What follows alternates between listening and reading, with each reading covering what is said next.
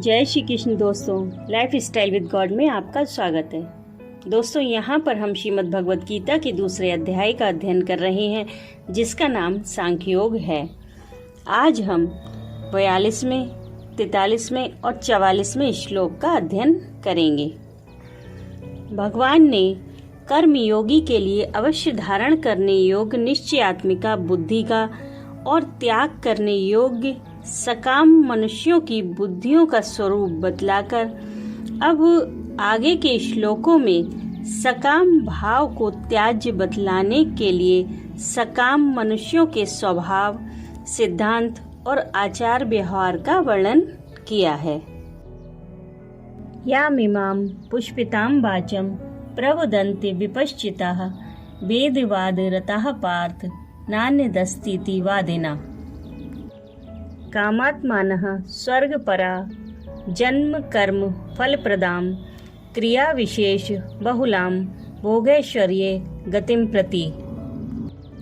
भोगैश्वर्ये प्रसक्तानां तया परहत चेतसां व्यवसायात्मिका बुद्धिः समाधो न विधीयते। दूसरे अध्याय के 42वें, 43वें और 44वें श्लोक में भगवान श्री कृष्ण अर्जुन से कहते हैं कि हे अर्जुन, जो भोगों में तन्मय हो रहे हैं, जो कर्म फल के प्रशंसक वेद वाक्यों में प्रीति रखते हैं, जिनकी बुद्धि में स्वर्ग ही परम प्राप्य वस्तु है और जो स्वर्ग से बढ़कर दूसरी कोई वस्तु है ही नहीं, ऐसा कहने वाले हैं, वे अविवेकी जन इस प्रकार की जिस पुष्पित यानी दिखाऊ शोभा युक्त वाणी को कहा करते हैं, जो कि जन्म रूप कर्म फल देने वाली एवं भोग तथा ऐश्वर्य की प्राप्ति के लिए नाना प्रकार की बहुत सी क्रियाओं का वर्णन करने वाली है, उस वाणी द्वारा जिनका चित्त हर लिया गया है, जो भोग और ऐश्वर्य में अत्यंत आसक्त हैं, उन पुरुषों की परमात्मा में निश्चयात्मिका बुद्धि नहीं होती।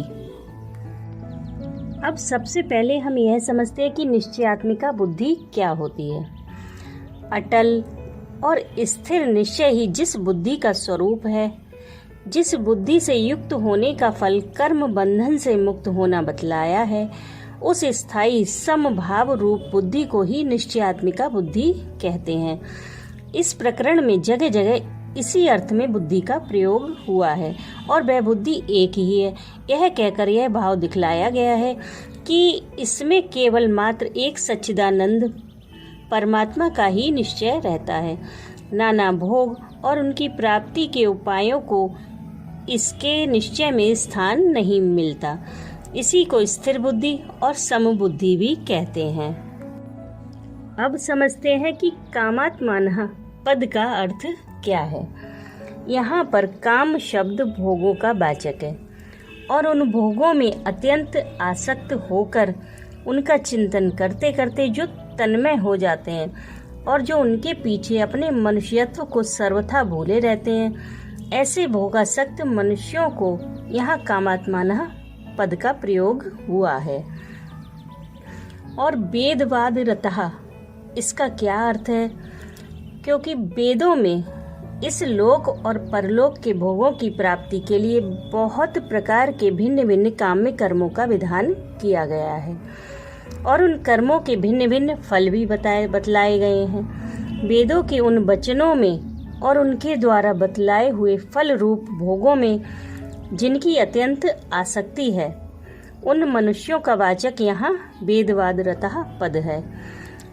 वेदों में जो संसार से वैराग्य उत्पन्न करने वाले और परमात्मा के यथार्थ स्वरूप का प्रतिपादन करने वाले वचन हैं, उनमें प्रेम रखने वाले मनुष्यों का वाचक यहाँ वेदवाद रतः पद नहीं है, क्योंकि जो उन वचनों में प्रीति रखने वाले और उनको समझने वाले हैं, वे यह नहीं कहते कि स्वर्ग प्राप्ति ही परम पुरुषार्थ है, इससे बढ़कर और कुछ है ही नहीं।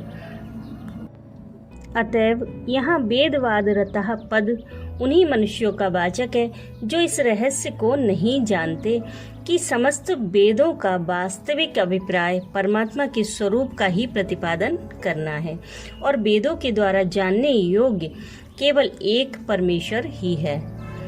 इस रहस्य को न समझने के कारण ही उन लोगों की वेदोक्त सकाम कर्मों में और उनके फल में आसक्ति हो रही है।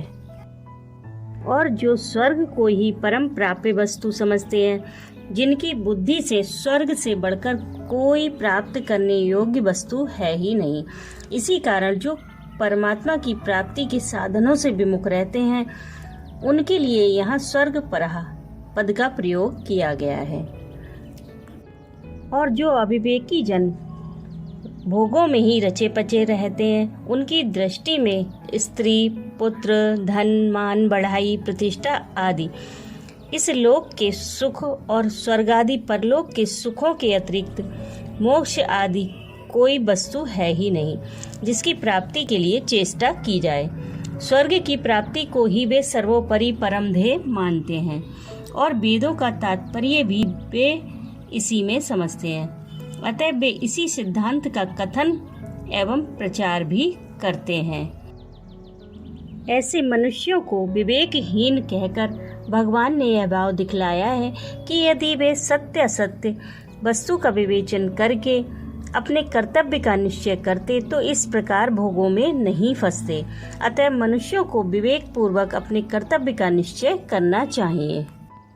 और अपने को पंडित मानने वाले मनुष्य जो दूसरों को ऐसा कहा करते हैं कि स्वर्ग के भोगों से बढ़कर अन्य कुछ है ही नहीं, तथा जन्म रूप कर्म फल देने वाली जिस वेद वाणी का वे वर्णन करते हैं, वही वाणी उनके और उनका उपदेश सुनने वालों के चित्त का अपहरण करने वाली होती है।